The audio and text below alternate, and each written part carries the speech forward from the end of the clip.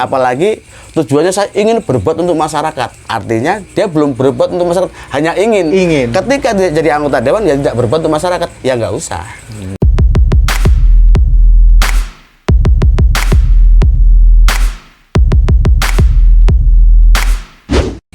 Assalamualaikum warahmatullahi wabarakatuh. Waalaikumsalam warahmatullahi wabarakatuh. Malam ini kita kehadiran tamu pemerhati sosial dan pemerhati UMKM. Jauh-jauh dari Mekar Bakti datang ke studio ngobrol pinggiran TV. Kalau di sini Mekar Bakti itu jauh ya.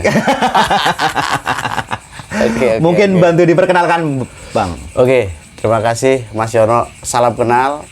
Saya Widiatmoko.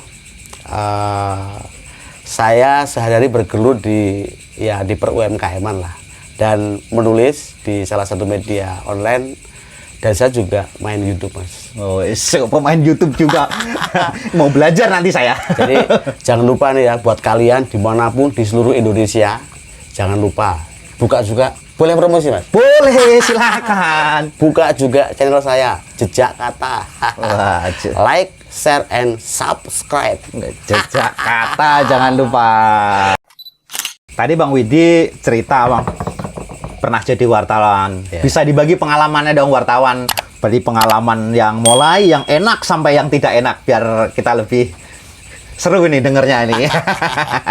Jadi pengalaman wartawan ya? Iya. Ya kalau pengalaman wartawan itu ya setiap hari liputan, cari informasi untuk jadi bahan berita. Oh, ya, setiap hari begitu. Mengorek-ngorek informasi terus gitu. Mencari-cari informasi lah. Iya, dari berbagai sumber. Apalagi wilayah Kabupaten Tangerang ini kan cukup luas. Terus daerah industri ya. Banyak sekali informasi-informasi yang bisa kita gali dan bisa kita sampaikan kepada masyarakat. Yang tujuan kita adalah memberitahu, ya kan, memberikan wawasan kepada masyarakat yang tidak tahu menjadi tahu. Oh. Tapi seru juga gitu kalau pengalamannya. Ya, kalau seru kita ini gini. Ketika kita menjalani satu profesi ini kan harus berdasarkan hobi. Iya. Kalau kita melakukan kalau kita melakukan aktivitas apapun itu berdasarkan hobi, ya kita enjoy saja, tidak ada tekanan gitu ya. Dan nyaman. Jadi menikmati gitu ya, Bang. Menikmati saja. Ya, hari-hari ya bangun pagi, liputan ya. Apalagi waktu itu masih di harian salah satu media Jawa Pos di Banten ini, media lokal Jawa Pos. Itu ya pagi liputan, nanti habis asar ya, itu sudah mulai mengejar deadline di situ. Deadline gitu. Zaman dulu masih pakai kertas dulu. Masih pakai inilah. Kalau sekarang ini sudah beralih ke online, ini lebih mudah dan kecepatan kita mendistribusikan informasi ini juga lebih gitu. Apa informasi terkait politik, sosial, apa-apa aja yang diangkat Bang Uli dalam? Kalau saya itu dulu umum lah, karena memang saya itu ditugaskan di daerah sebagai perwakilan di daerah lah. Jadi karena di Tangerang ini hanya ada satu wartawan, ya saya mengcover semua berita yang ada di wilayah Kabupaten Tangerang. Mau apa aja itu ya, mau sosial, politik, semua diangkat pokoknya. Iya, seperti itu. Luar biasa, berarti pengalamannya juga sangat. Dalam profesi wartawan pernah nggak? Kan di TV-TV itu ada wartawan kena intimidasi, wartawan kena aksi teror. Pengalaman Bang Widi sendiri bagaimana itu? Ya kalau itu pernah lah, tapi ya biasalah, nggak usah takut. Karena kita gini, ketika kita diteror oleh seseorang yang mungkin tidak kita kenal, ya kita enjoy aja. Di lingkungan kita ini kan ada polisi, ada masyarakat. Ya kita berlindung dengan mereka lah. Jadi ketika kita diintimidasi, ya biarkan saja mereka mengintimidasi. Kalau berani mau melakukan tindakan yang mungkin mencederai saya, silakan saja. Kalau bisa kan gitu. Bukan nyalinya berarti harus tebal banget ya wartawan. Juga. Ya kalau kita lihat kita takut, ya kita lari saja. Ini gantian saya yang menginterogasi wartawan nih, biasanya suka nanya-nanya, gantian saya tanya Bang ini. Nggak apa-apa kali ya? Nggak apa-apa. Jadi kan kita berbagi pengalaman. Jadi buat kalian, siapapun kalau diintimidasi oleh seseorang, orang tidak dikenal, hadapi saja, nggak usah takut. Asal benar. Asal benar. Kita posisinya ya. Terus dengar-dengar ada aktivitas pernah nyalon anggota DPR dan terjun ke politik. Itu gimana itu sejarahnya? Apa emang cita-cita atau mimpi Bang Widi sendiri itu? Kalau bermimpi di organisasi politik itu saya tidak pernah terlintas lah. Karena memang latar belakang keluarga saya juga tidak ada yang politikus. Bapak saya itu seorang guru kecil, pegawai negeri kecil di daerah pedalaman lah, di Sumatera sana. Itu yang tidak punya pengalaman banyak tentang politik. Tapi ketika saya di Tangerang jadi wartawan, banyak bergaul juga dengan sembarang dengah orang lah kalau kata orang Jawa. Ya kita di situ bumi dipijak, disitulah hati dijunjung. Jadi kita mengalir saja. Mengalir aja ya. Dan ketika ada kesempatan kita untuk terjun di partai politik, ya kita jalani saja seperti itu. Apa yang membedakan Bang Widi dengan politikus-politikus lain di Tangerang? Atau yang lain lah, apa ini? Jadi kita bisa tahu ini. Kalau yang membedakan saya dengan politik-politik yang lain, tentu ya saya nggak bisa menjawab. Yang bisa menjawab pasti orang lain. Iya. Pasti orang lain kan. Setidaknya isu apa itu yang dibawa Bang Widi itu? Kalau isu itu, ini kita sedikit memberikan edukasi kepada masyarakat edukasi tentang arahnya politik, ya, berpolitik. Kalau kita bicara politik, setiap hari manusia ini berpolitik lah, ya kan? Kita punya cara untuk mencapai sebuah tujuan. Tetapi ketika kita terjun masuk di partai politik, ini kan tidak semua orang melakukan itu, kecuali memang mereka ingin menjadi politikus, seperti itu kan? Untuk mencapai tujuan-tujuan yang mungkin lebih besar dari tujuan yang mainstream lah, yang biasa-biasa saja. Tetapi yang paling penting buat saya adalah ketika kita terjun di partai politik adalah ya kita harus berbuat yang terbaik untuk masyarakat sesuai kapasitas dan kekuatan kita. Ya gitu. Kan? Karena kalau kita lihat, ya ini mohon maaf nih ke teman-teman politikus, banyak teman-teman terjun di politik dengan tujuan ingin menjadi bupati, misalkan. Ingin menjadi wakil bupati, wakil gubernur, jadi mungkin presiden juga. Dan yang paling banyak itu jadi anggota dewan legislatif. Itu biasanya mereka kalau ditanya nih Mas, kenapa Anda terjun di politik? Saya ingin berbuat untuk masyarakat. Ya, semuanya pasti. Pasti seperti itu kan? Nah, betul. Kalau menurut saya, ketika orang tanya, kenapa kamu berpolitik? Ini saya. Ya, ketika kita berjalan, itu pasti kita akan menemukan banyak hal yang kita hadapi. Rintangan ya rintangan, tantangan, dan tawaran. Ya kan? betul. Ketika kita dihadapkan dengan tawaran, dan tawaran itu membuat kita nyaman dan membuat kita itu bisa berbuat yang lebih baik lagi, lebih banyak lagi, ya kita jalani saja. Contoh ketika saya terjun di politik, saya tidak pernah terlintas dalam pikiran saya untuk jadi orang partai politik dan menjadi anggota DPRD. Tidak pernah terlintas. Tetapi kita dihadapkan seperti itu, diberikan tantangan dan tawaran, ya kita jalani saja. Kan seperti itu. Terus apa perspektif sudut pandang Bang Widi terkait dengan politik uang ini? Menyikapi, karena kan udah hampir jadi rahasia umum lah terkait kalau kita mau terjun politik harus punya modal besar, harus punya uang banyak. Bagaimana itu pendapatnya terkait informasi yang berkembang di masyarakat seperti itu? Kalau kita bicara money politik, tentu ini melanggar undang-undang dan ini tidak dibolehkan. Tetapi kalau kita bicara kos politik, pasti ada kos politik. Ketika kita terjun di politik, pasti kan ketika kita bersilaturahmi kepada masyarakat, kita mengundang tamu datang ke kita, ini pasti kita akan mengeluarkan kos politik. Mosok iyo, tamu datang nggak disuguh air minum, sepakat, nggak dikasih makan. Ini kan kalau kita sebagai orang timur lah, ini saru kan gitu kan. Jadi ya standar lah. Dan itu kan bukan money politik, tetapi kewajiban kita untuk menjamu seorang tamu. Nah, itu wajib lah. Nah, kos-kos politik itu seperti itu. Dan di partai juga ada aturan bagaimana kita bergotong royong bersama-sama membangun partai. Nah, itu ya pasti ada. Tetapi tidak seperti yang dibayangkan oleh orang-orang. Kan banyak orang mengatakan bahwa saya mau nyalon. Saya mau nyalon legislatif, saya sudah menyiapkan uang 13 miliar. Ya. Pernah dengar mungkin Mas? Pernah dengar ya. Itu saya pikir kalau kita punya uang 13 miliar hanya untuk menjadi wakil rakyat, Kalau menurut saya tidak usah, gunakan saja buat modal. Selebihnya kita bisa berbuat untuk masyarakat, tidak harus jadi anggota DPRD seperti itu. Waduh, kan biasanya masyarakat mengharapkan kalau pas hari H ada serangan pajar gitu istilahnya. Ya, itu mungkin hampir terjadi di hampir setiap daerah lah, pragmatis seperti itu ya. Itu juga menjadi keprihatinan kita semua lah.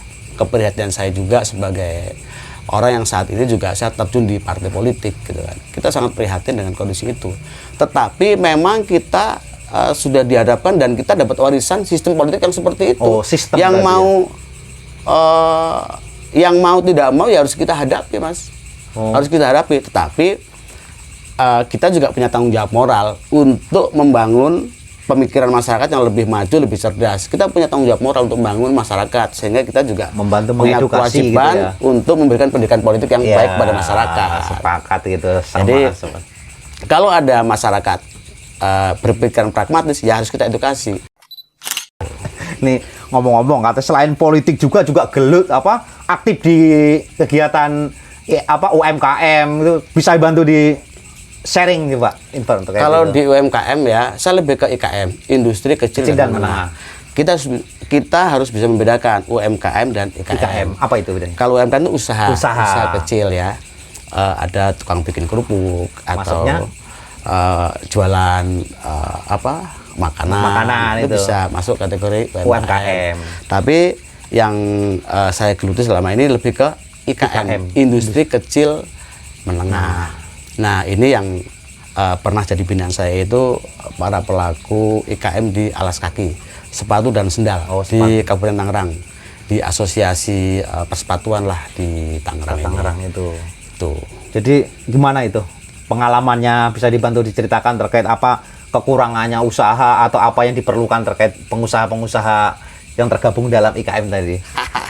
Nah, kalau kita bicara tentang IKM per alas kakian di Kabupaten Tangerang ini menarik, Mas. Ya, gimana? Karena Kabupaten Tangerang ini dikenal sebagai daerah industri. Yang diantaranya adalah industri alas kaki. Perusahaan-perusahaan padat karya banyak di Tangerang. Yang mereka memproduksi sepatu-sepatu berskala internasional. Merek-merek terkenal internasional dipakai orang-orang hebat di Tangerang. Itu ada di Tangerang. Dan ini berdampak kepada para pelaku IKM yang ada di sekitarnya. Karena ini sedikit kita cerita tentang perjalanan di asosiasi itu ya.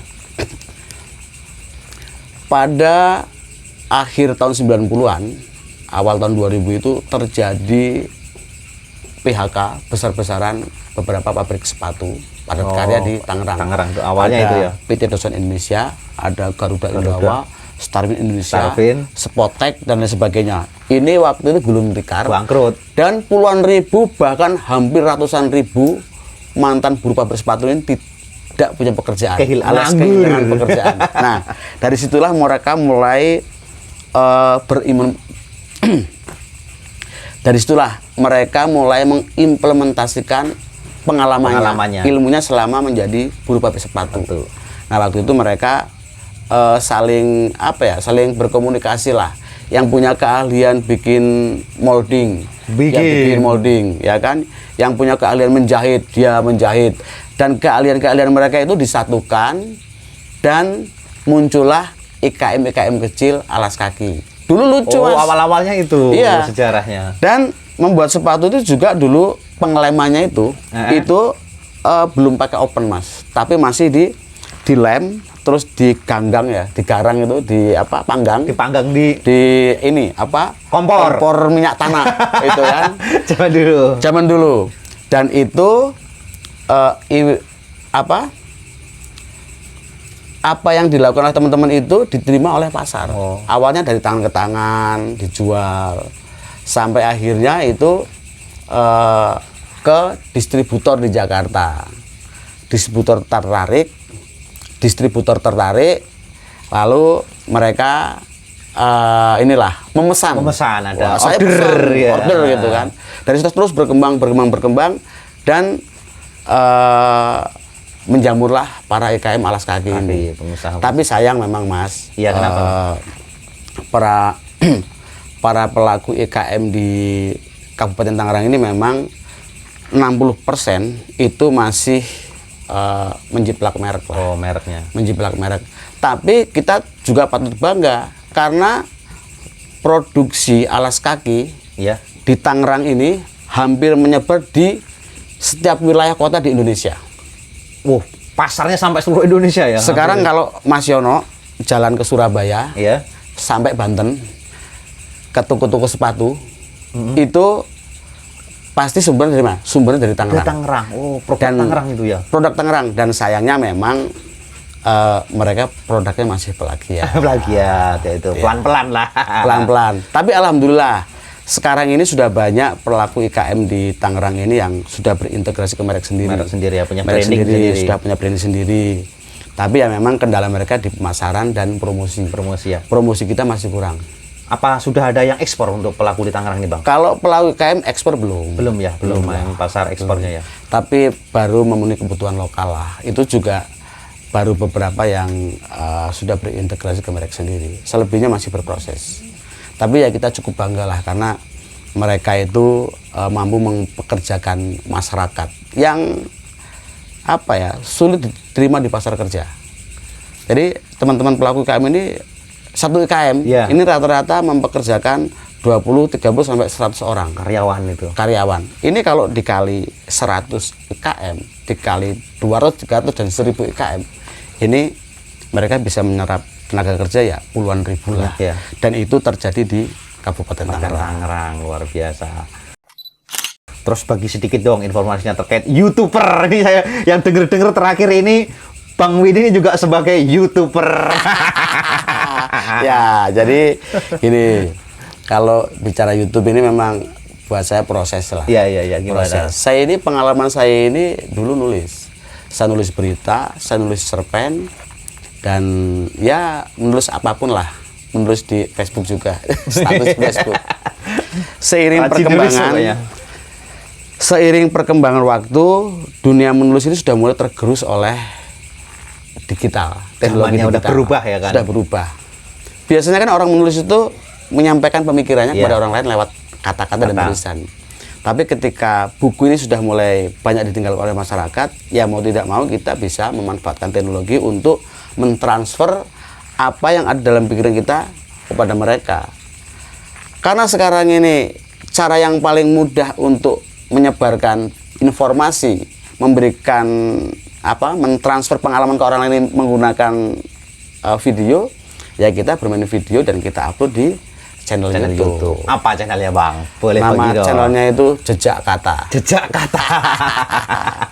Itu promosi boleh ya? Boleh, silahkan. Promosi boleh. Jadi buat kalian dimanapun di seluruh Indonesia, dari Sabang sampai Merauke, jangan lupa ya, like and subscribe channel Jejak Kata. Tapi jangan lupa juga share, subscribe channel Ngobrol Pinggiran TV. Dari obrolan-obrolan sama Bang Widi tadi, dapat saya simpulkan, jangan takut memberikan informasi yang benar, walaupun ada intimidasi apapun itu. Jika benar, sampaikanlah. Selanjutnya, jangan takut berpolitik, karena berpolitik itu tidak mahal. Kosnya tidak mahal. Tidak mahal. Perjuangkanlah kalau kita memang punya mimpi, punya cita-cita. Mungkin begitu ya Bang Widi ya, kesimpulannya dari obrolan malam ini. Biasanya kita ada oleh-oleh, Bang. Mau tahu nggak oleh-oleh kita? Apa, Mas? No, ini ada oleh-olehnya. Jadi penasaran nih oleh-olehnya apa nih? Inilah tim saya, kenalin. Oh iya, Mas. Ya, saya Widi, Mas. Ini kenang-kenangannya. Waduh, keren banget ini. Wah, keren ini. Lebih gantengan fotonya, Bang. Aduh. Ini jadi ini ya, kayak siapa saya ini ya? Kayak Widi Atmoko ya? Aduh, ya. Terima kasih banyak nih. Keren banget nih ya lukisannya ya. Jadi buat kalian dimanapun di seluruh Indonesia ya, jadilah orang yang kreatif. Karena orang kreatif ini bisa menjadi sumber apa saja, sumber ekonomi dan sumber lainnya. Terima kasih Bang Widi. Luar biasa. Saya Widi Atmoko selaku pemerhati sosial dan IKM di Kabupaten Tangerang mengajak kalian dimanapun di seluruh Indonesia, dari Sabang sampai Merauke, dari Miangas sampai Pulau Rote. Jangan lupa like, share, and subscribe, dan komen di channel YouTube Ngobrol Pinggiran TV. Hahaha.